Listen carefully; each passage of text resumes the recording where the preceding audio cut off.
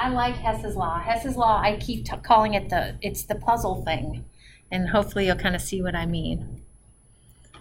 So Hess's Law is about describing an overall reaction or process of interest.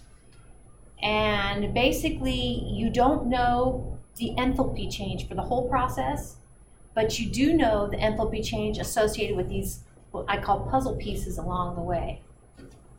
So what this says is, if a chemical reaction, so that would be, I'm going to draw a line, and this is our reaction of interest, Rxn of interest. This is how I think of Hess's Law. If your reaction of interest can be described as a series of simpler reactions, so what you're going to see here is we have a reaction 1, 2, 3, maybe 4. I'll go ahead and put a prime here, and you'll know why that is. Prime just means that it's 1 through 4 that's been manipulated. It's not like the raw one. Prime means I've done something to it. So if I have some equations up here, reactants go to form products, reactants go to form products. And if I can add up all these reactants and add up all these products, and if they actually give me my reaction of interest, okay, I know the heats of these reactions. I know the heat of this reaction 1 prime, delta H2 prime, delta H3 prime, delta H4 prime. If I know all of these, I can just add them up and get my overall reaction, heat of reaction of interest. That's Hess's Law. That totally is Hess's Law. I'm going to kind of talk you through how this works. We know these reactions, I call them baby reactions sometimes, add up to the reaction of interest. So we add these together, we get the heat of reaction of interest. This is a figure from OpenStax, and I'm not entirely sold on it. The overall reaction of interest would be, for instance, you take carbon and you combine it with oxygen, 1 mole of O2, 1 mole of carbon, and you get carbon dioxide. Well, let's just say you can do it stepwise. Here's one step, and here's the second step. Oops. So do you see where these are enthalpy changes? We're going to do a lot with, this is my energy diagram. Okay, so increasing energy as you go up. Specifically, this is enthalpy. So in this case, it's exothermic to the point of 393.5 kilojoules of energy are released. Okay, if we just go straight shot. If we do it in 2 steps, okay, the first step is negative 111, the second step is negative 282.5. If you add these two together, you get negative 393.5. Just for kicks, and I didn't do this in my office, so it might be kind of dangerous. Well, I don't know, I'm not real thrilled at this. I was going to add up those two, but it's not obvious to me what those two individual reactions are. That's Hess's Law. So, especially not necessarily in the diagram, what we just saw, but in the thing that I the first slide I showed, and kind of wrote the 1 prime, 2 prime, 3 prime, 4 prime, all adds up to the reaction of interest. It's not to say that the 1 prime, 2 prime, 3 prime, 4 prime even really occur at any particular point in that overall reaction of interest. But they don't have to occur, because enthalpy change is a state function. It's independent of path. This doesn't have to be the path, but it could be the path, as long as it adds up to the reaction of interest. Okay, so Hess's Law depends on this idea of enthalpy changes being a state function, independent of path. All right, so let's look at something a little more so we can sink our teeth into it. C6H6 is benzene, and I probably told you this before, but it's got a carbon, and it's singly bonded to another carbon, which is doubly bonded to another carbon, which is singly bonded to another carbon, which is doubly bonded to another carbon. 1, 2, 3, 4, 5. Yep, sorry. Which is doubly bonded to, singly bonded to another carbon. Oh my goodness. which is doubly bonded here. That's terrible. That's supposed to be a ring structure. And then we have 6 hydrogens, a hydrogen coming off of each carbon. Instead of drawing it like that, what it's usually just drawn as just basically a 6-sided figure here with a circle here to kind of show you alternating single double bonds. At the vertex of each line with that 6-sided figure is a carbon, and then we put our hydrogens here. Anyway, that's benzene. That's C6H6. We're going to burn it, and like we've been talking about before, during combustion, it's a hydrocarbon. It's just going to give us carbon dioxide and water. This happens to be a balanced equation. 1 mole of benzene will combine with 15½ moles of O2 to form 6 moles of CO2 and 3 moles of H2O. So I'm going to use this example to come up with the heat of reaction. So over here, I'm going to put a delta H, Rxn is equal to question mark. That is our reaction of interest, and that is our heat of reaction of interest.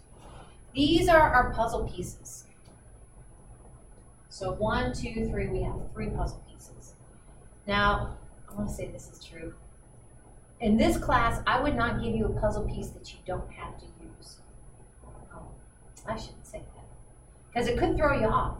You know, if you can manipulate, and I'm going to show you what I mean by manipulate. If you can take, for instance, 1 and 2 and combine them together to make a reaction of interest, then their heats of reaction would be equal to that one. You didn't have to use 3. So we have to use 3 this time. Okay. Sometimes they look unrelated, but sometimes not. Now I'm going to go back to here. Notice that carbon I don't just have C, I actually specify something about the carbon. This is what we call allotropic form. Allotrope. It's just, we'll see here in a minute with carbon, it's the stuff in a different form. Okay? Well, you guys know that diamond is carbon and graphite is carbon, right? Those are allotropes of carbon. That's it.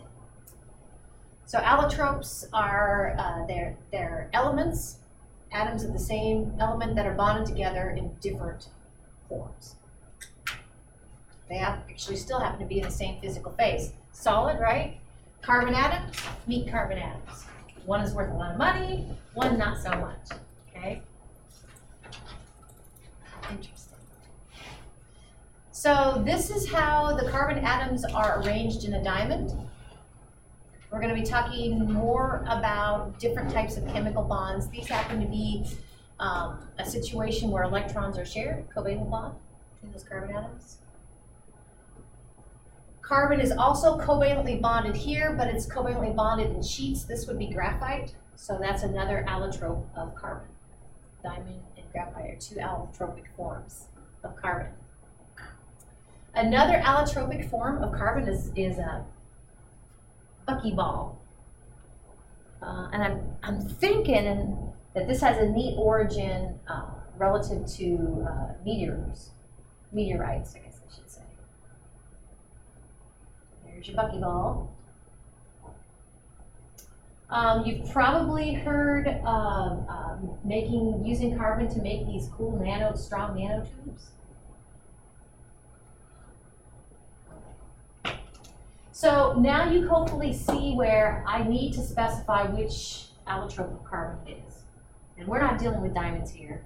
So we're going with carbon as it's in its solid state in the allotrope of graphite. Okay. Now these are, you guys don't have this slide. I want you guys have this slide and you have the next slide. But what I thought I would do is go ahead and kind of, these are our puzzle pieces. These are our puzzle pieces. Sometimes I will, like if I'm working these in my answer keys, you're going to say reaction of interest. So my target is in the red box up there. You might be wondering, how do I add these together? And I thought I would just be kind of silly. And I'm going to show you, let's go ahead, I'm going to draw a line here and I'm going to add my reactants and my products. I'm going to sum them up down here. So for instance, this is what it looks like. I could take all of my reactants and write them down here. So I have 6 moles of carbon plus 3 moles of hydrogen. I'm going to go ahead and not worry about their physical phase and all that right now, if that's okay with you. Plus 1 more mole of carbon. I could combine those, couldn't I? Plus 1 mole of oxygen, plus 1 mole of hydrogen, plus another half mole of oxygen. And if you're like, well, I could combine those, you are totally right. But I'm just trying to show you what we mean by when we're adding equations. So over here now, I'm going to take these products. Goes to form 1 mole of benzene, C6H6, plus 1 mole of CO2, plus 1 mole of H2O. Now when you're working Hess's law problems, whatever you line up here, you should be able to add in this process, and it should be able to confirm that it's equal to your reaction of interest. I'm not seeing it. I understand I could combine these O2 terms, that's right. Combine these H2 terms, that's right. But they are not equal, so I'm not there. Thus the kind of manipulating the 1, 2, and 3. So we're going to go puzzle piece by puzzle piece and try to see how we could use each of those 3 equations to benefit to get our equation of interest. And usually you focus on something. And sometimes it's more obvious than others.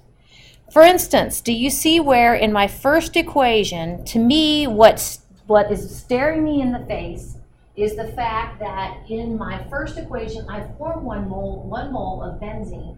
And in my reaction of interest, I have 1 mole of benzene as a reactant. So this is Wednesday. Now on Monday, we talked about how you can take a reaction and you can swing it around the reaction arrow. What do you do with this delta H then after that? Change its sign, exactly. So honestly, just eyeballing it, that's what I'm going to do. I'm going to go ahead and swing this guy as written. I'm going to swing it around the reaction arrow, and now we're going to have benzene on the reactant side, okay, and these guys are on the product side. And just like you said, Sarah, I'm going to go from the enthalpy change for the original reaction was plus 49.0 kilojoules. For the reverse, it's negative 49.0 kilojoules. And it's a subtle thing, but when I do that, I'm going to introduce a prime, a little prime there. Now, like I said, sometimes it's obvious how to manipulate it, sometimes it's not. The other thing about kind of taking your puzzle pieces and using them to get the reaction of interest is don't worry, for instance, in this case that we have 6 carbons and 3 H2s. Well, how does that fit into my reaction of interest? Don't worry about it. And use a pencil, because you might need to come back and fix it later. Okay, but we just focused on the benzene. Okay, so that was the first one. We're going to set this aside. Okay, the second one, what do you think?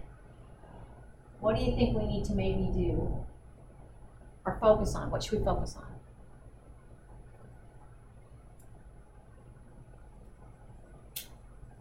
It's probably not going to be the carbons. It's probably not going to be the oxygens because I got that in other stuff. We talked about this too. If I want 6 moles of CO2 to form, can I do that? And then if I do that, what do I do with my delta H? Scale it up by a factor of 6. So I recognize that I have my CO2 on the correct side, and it's on the product side, but I need 6 instead of 1. So I'm going to scale this up, and I'm going to take, and what I'll usually do is, you'll see my answer keys, I will say 2 prime is equal to 2 times 6. 2 prime is equal to 2 times 6. Now if we multiply through 6 to get the stoichiometric coefficients raised up, It's like we were saying, in this case, 6 times that amount of energy will be liberated. So if you take 6 times negative 393.5 kilojoules, you get negative 2,361.0 kilojoules. That work? So now we've done 1, we have 1 prime. We've done 2, we have 2 prime. By the way, sometimes you'll be working these and you're like, I don't have to do anything to it. So you even just, I'll even say, I'll go ahead and give it a prime, but there's no manipulation required. Okay, let's take a look at the third one. What do you think about this one?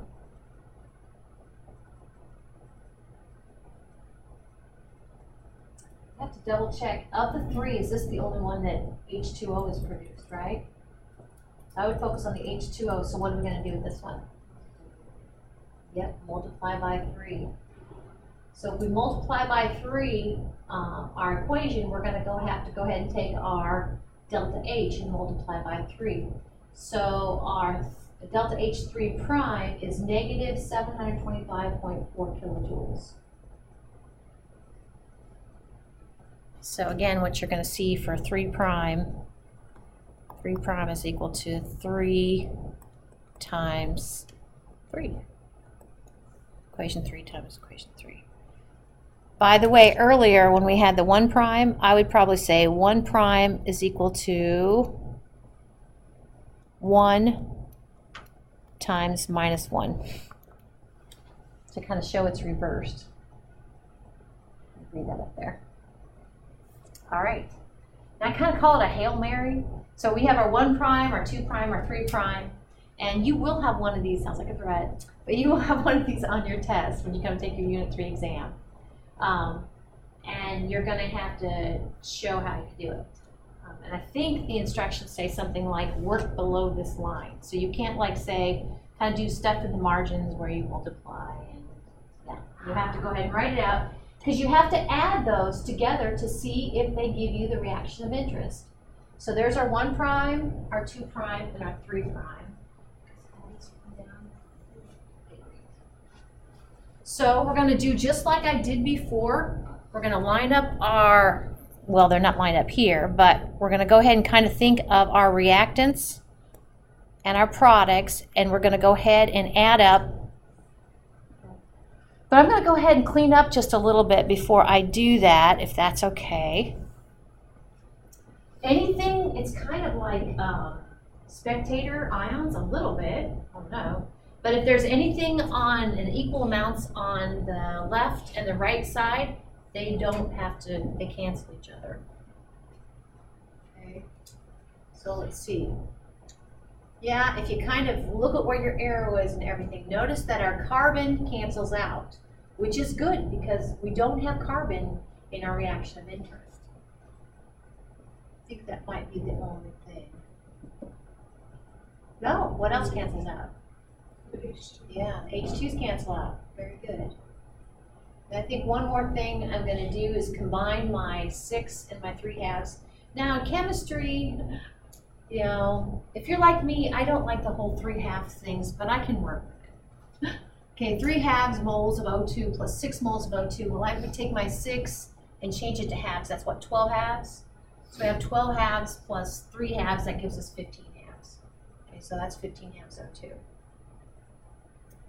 So now if we bring down, we combine our O2s and we bring down what didn't cancel, notice we have 1 mole of C6H6 plus 15 halves moles of O2 goes to form, on the product side we have 6 moles of CO2 plus 3 moles of H2O, which by my account, that was our reaction of interest.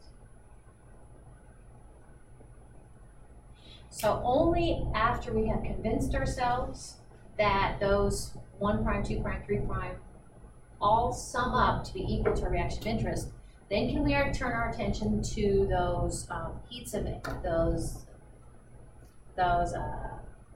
enthalpies of those delta H's, heats of reactions. So here we go. So we had 1 prime was negative 49.0 kilojoules. 2 prime was negative 2,361.0 kilojoules. 3 prime was negative 725.4 kilojoules. We added all of those up together, we get a big negative number. So the overall enthalpy change for this reaction of interest is negative 3,135.4 kilojoules. Phew. Hess's law. Any questions about that? It does remind me of, we used to call it playing puzzle. It does remind me of, we were given 1, 2, and 3, and we manipulated in a certain way to use them to our benefit. It's cool. No pun intended. Okay, so this will be due on Friday. Let's take a look at the next part too.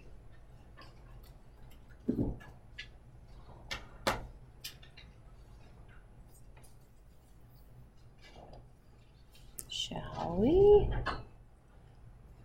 This one, yeah,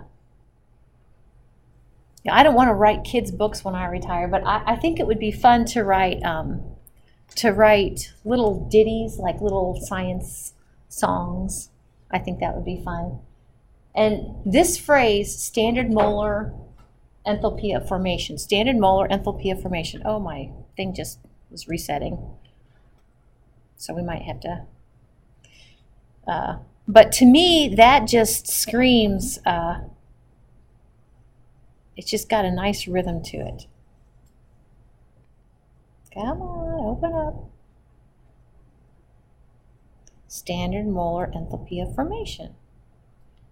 And to me, Q is equal to MC sub T delta T. That one's got it going on too.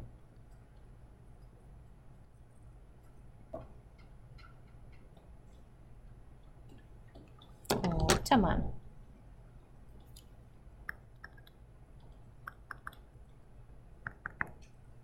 Oh, wow, okay. Nope, yeah, there it is.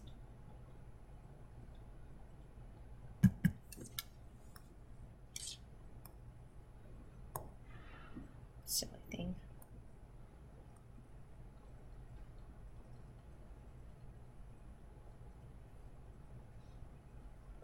Oh, that's so bizarre. Well, you got it up there, but I don't have it here. Let's try this.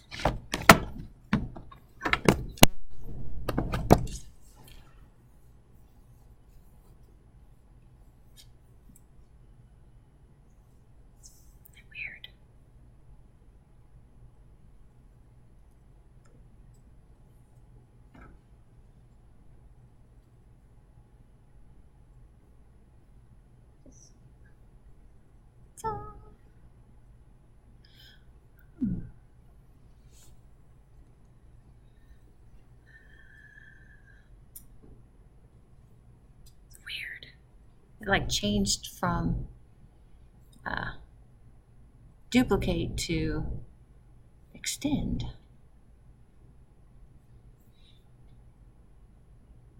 Standard molar enthalpy of formation. Now we're cooking with Crisco.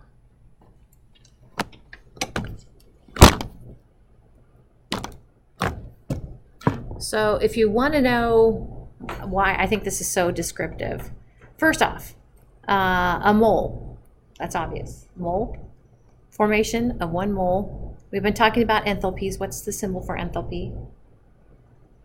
H, yep. What are the, do you guys remember, what are the standard conditions for thermodynamic problems?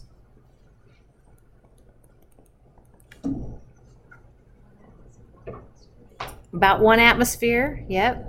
I think it's like 1 bar, but it's similar to 1 atmosphere. 0.98. Yeah, and then what about temperature? That's what usually gets us. 25. Yeah, very good. 25 degrees Celsius. So anytime you see the knot, I call it a knot, that's what that means. Okay, so H knot is standard thermodynamic conditions, temperature, pressure. Standard molar enthalpy of formation. It's a mouthful. Standard molar enthalpy of formation.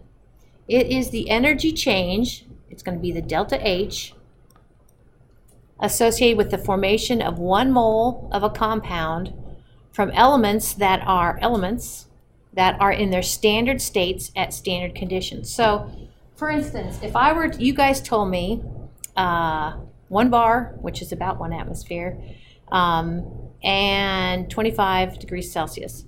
So if I were to say oxygen, first off, is it just oxygen floating around as just like 1 atom of oxygen? No, it's O2, very good. So what physical phase would oxygen be in? Solid, liquid, or gas? Gas, yep. Okay, so that is oxygen in its elemental form at standard temperatures and pressures. That's it. What about iron? Fe. Okay, is it diatomic? No. And at atmospheric temperature and pressure, what's its physical phase? Solid. That's it. Let's see, let's do one more. What about nitrogen? It is diatomic. And what would it be? Gas. See how that works? What was the allotropic form that we dealt with carbon a minute ago? What's its phase? Solid. And which allotropic form? Graphite. So that actually is carbon in its standard state at standard conditions. So bottom line, we're going to do an example, is you take the elements, you use them as reactants, and you show them going to form your compound as a product. That's it. That's it. Standard molar enthalpy of formation. And what we do with the delta H, that special delta H, is we go ahead and we put a subscript F. Now I can't explain it. I'm going to show you like the tables in the back of your book. I think it's Appendix G, where it has a column for the standard molar enthalpy formation, and it's not an F. It's like a number 1 group. I'm not sure, but F makes sense. It's the formation, standard conditions of a compound from its elements in their standard states. Okay. So I think we kind of talked about what is the standard state. Well, it is the most hopefully obvious at like room temperature that element will be. Okay.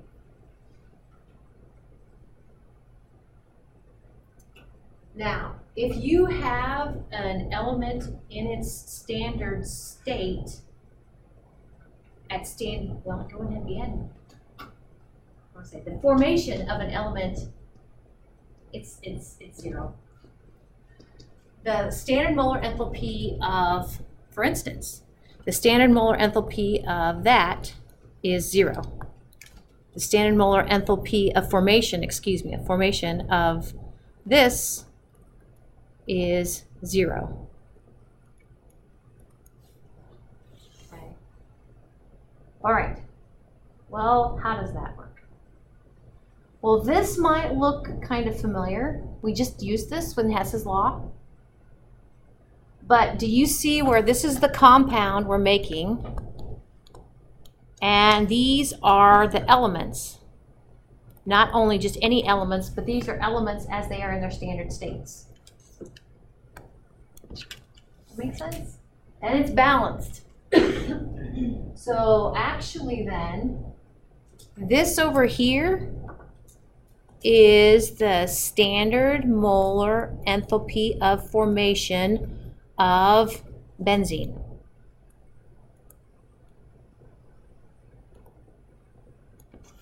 Does that make sense? Actually, all 3 of these are. This is making carbon dioxide from its elements in their standard state, and we're making 1 mole of carbon dioxide. So this is also an enthalpy, standard molar enthalpy of formation, and this is the standard molar enthalpy of formation of water.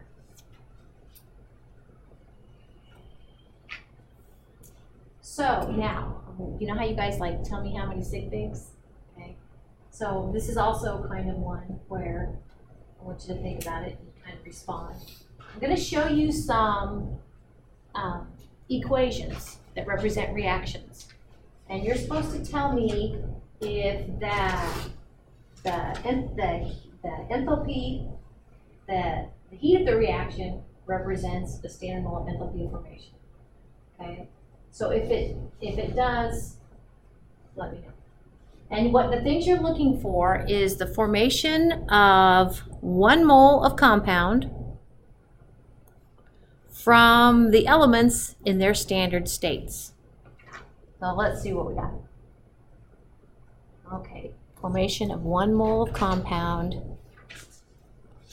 So how many people think that this would be a standard mole enthalpy of formation of CH4?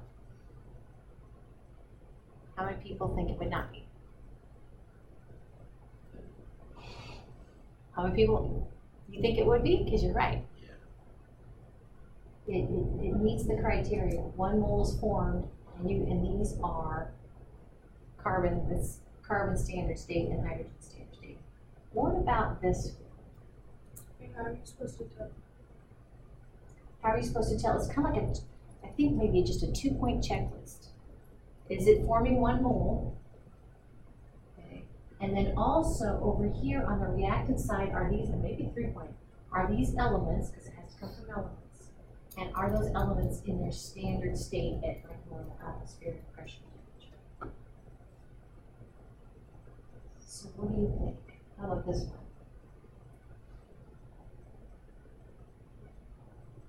Seems like it to me too. So yes and yes. So I'm going to put a little subscript. I'll put a subscript F there. Does that make sense?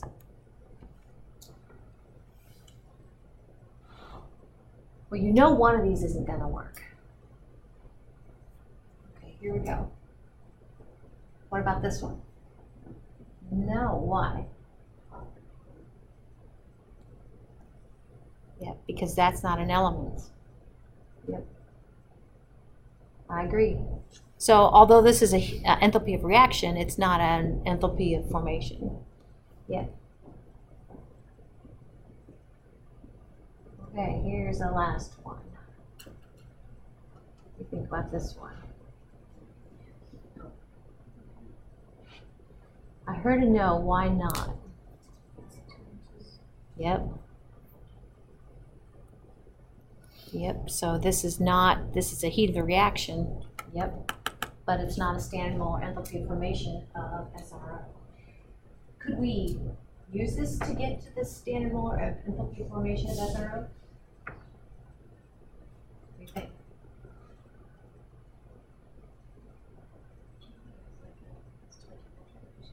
Yeah, well, you could, I don't know if this is what you meant, but how could we get to 1 mole of this? This is my problem.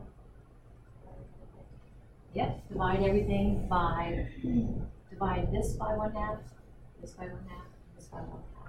So actually, if we rewrote it as SR,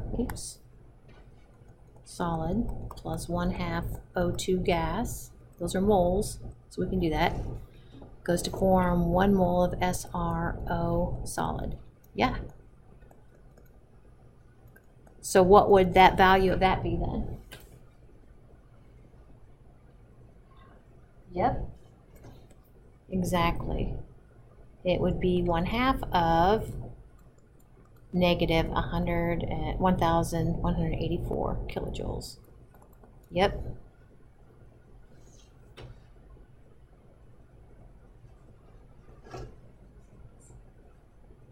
Standard molar enthalpy of formation. Well, these are some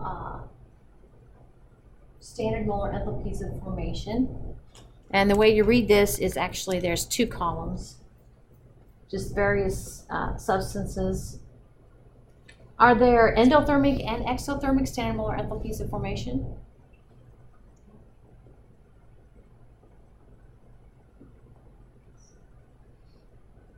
And then I brought my textbook actually for this reason.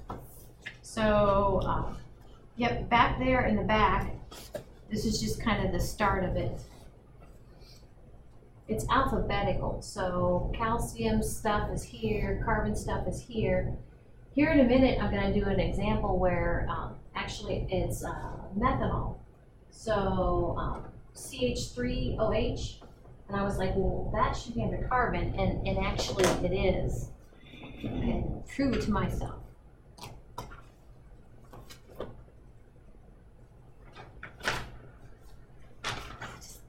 These numbers are so pretty. Yeah, so here's carbon, and it kind of continues on to the next slide. So do you see any zeros here? Yep. So an element, the standard molar enthalpy formation of an element in its standard state is 0. That's exactly what you see here. But do you see that subscript? It's like a 1 or something. I don't know. I'll have to track that down. But so that, yeah. Chromium, cobalt, copper. So I'm gonna walk you through a problem, like sometimes has appeared in my Unit 3 exams. But from all we've talked about, we should be able to write the reaction. We should be able to write the equation for a reaction, the standard molar enthalpy of formation of ethanol. That's 2 carbons, 6 hydrogens, and 1 oxygen. So hopefully, if I were to ask you, and I meant to kind of ask you, guide you through this, but if I were to ask you, as on the reactant side, our carbon's going to need to be in its solid state as graphite allotrope. The hydrogen that we're going to use to make our ethanol is going to come from H2 gas. The oxygen we're going to use as a reactant is going to come from O2, also gas. So basically what you're going to see here in a minute, I think it's just written down here, is I'm going to take the carbon, hydrogen, oxygen, it's going to be my reactant. On the product side, I'm going to put 1 mole of C2H5OH, and then I'm going to let you guys do it. Go ahead and do that. Just write those 3 things as reactants, write a reaction arrow, and write the formation of 1 mole of C2H5OH. The trick here then is to leave this as 1 mole and go ahead and put those 3 stoichiometric coefficients that balance it.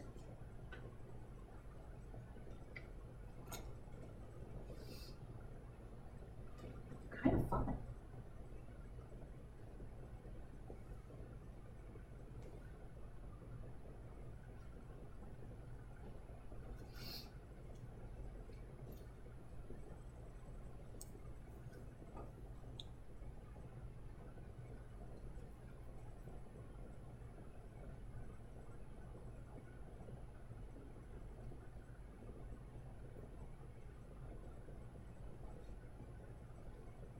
Didn't really know it's an equation.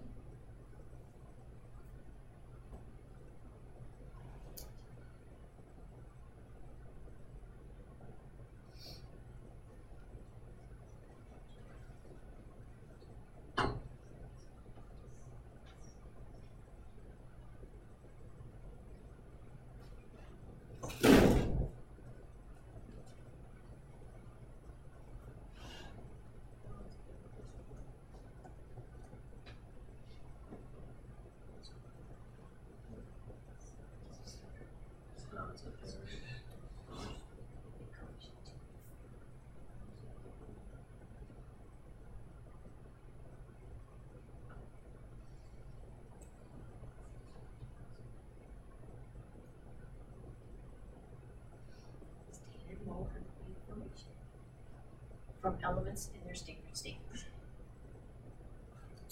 Okay, cool. Oy vey. So, what if this is our reaction of interest? What if we want to know what the heat of this reaction is? Enthalpy change for this reaction. Well, we just look in the appendix. So I mentioned that, carbon, the one that you saw a minute ago, was like It ended here. So, right, yeah. That calcium, the first part of carbon. Carbon continues on to the next page, and if you scroll down, you'll find the C2H5O in its liquid state. Yep. So that's the negative 277.6 kilojoules per mole. Yeah, that is a little F up there. I can see it. It's an F. That looks, I just wasn't looking at it right. Okay. So yay. If your equation is a standalone information, you can just look at that. Yes. So will this be given on the test, or will you give us an appendix, or? Usually one of the, I've done both. You should probably just give it to us. I've done both. Because sometimes you need, like, yeah, it's harder to look at a table, but I'm not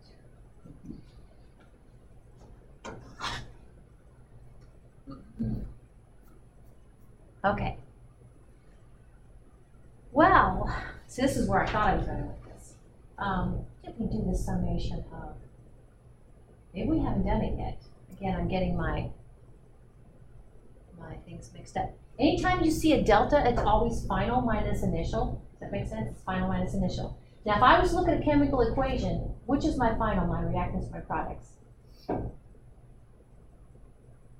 Products, yeah. So in what I'm going to show you, actually, it's always going to be, it's the summation of the products, and from that, which is final, minus the summation of the reactants. So that sigma, that Greek letter sigma, means to add up.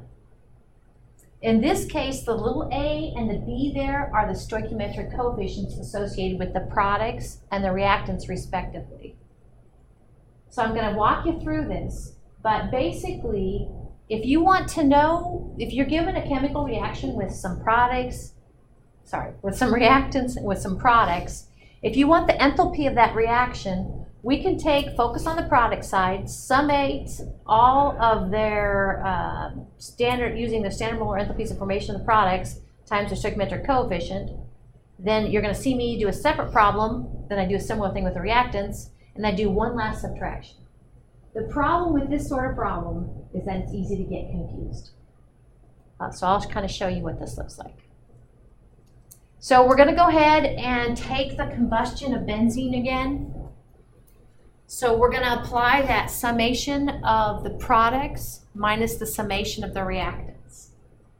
So we need the standard molar enthalpies of formation of the two products and the two reactants. And here's the table. Okay. So these are my two reactants, and these are my two products. So this standard molar enthalpies of formation. Just to kind of show you what you're going to see here in a minute, is I'm going to focus on the product side first, and I'm going to take the stoichiometric coefficient times its standard molar enthalpy of formation plus the stoichiometric coefficient times its standard molar enthalpy of formation. I'm going to add that together, and then I'm going to do a similar thing on the reactant side. Stoichiometric coefficient times the standard molar enthalpy of formation, stoichiometric coefficient times the standard molar enthalpy of formation, which, hey, I like that oxygen there. And then I'm going to do subtraction. So here we go. Focusing on the product side first. My two products were carbon dioxide and water. The coefficient in front of the CO2 is 6. So I have 6 moles of CO2. Write all this down. Try not to go too fast. 6 moles of CO2 times the standard molar enthalpy of formation, which from the previous slide is negative 393.5 kilojoules per mole of CO2. And I need to turn my attention to the H2O. Stoichiometric coefficient from the H2O is 3 moles of H2O times its standard molar enthalpy of formation, which is negative 241.8 kilojoules per mole of H2O. Notice my moles of CO2 and my moles of H2O, the units cancel out, so I'm just left with units of energy. If you multiply and then add those two terms together, you get a whopping negative 3086.4. Negative 3086.4 kilojoules. So that's my product. I'm going to do a similar thing for my reactants. This is again where in chemistry, if you're working problems, and the more you work them, the more comfortable you be with them, but it's really good to kind of label what you're doing as you do it. So for the reactants, looks like this. The coefficient in front of the benzene was 1, so we have 1 mole of C6H6 times the standard molar enthalpy of formation is a positive 49.0 kilojoules per 1 mole of C6H6. Then my favorite is the O2 because it's 0, right? Plus 15/2 moles of O2 times its standard molar enthalpy of formation, which is 0 kilojoules per mole of O2. Left with units of energy. So on the reactant side now, I have plus 49.0 kilojoules. And then we're going to apply our summation of products minus the summation of the reactants. So like I said, that's really where sometimes you get it wrong. So in this case, we have a negative 3086.4 kilojoules minus 49.0 kilojoules.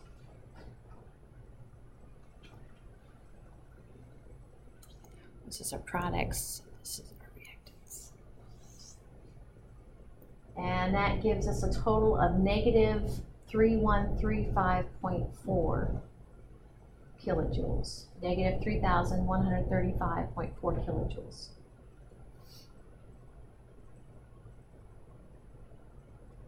Now, in these last steps, or even, I guess the summation even, we're adding and or subtracting, we round according to decimals in this case, it's not same things. Okay, ta-da! So that brings us up to this part. And I'll have to decide what I want to lecture on Friday. Go back and pick up, or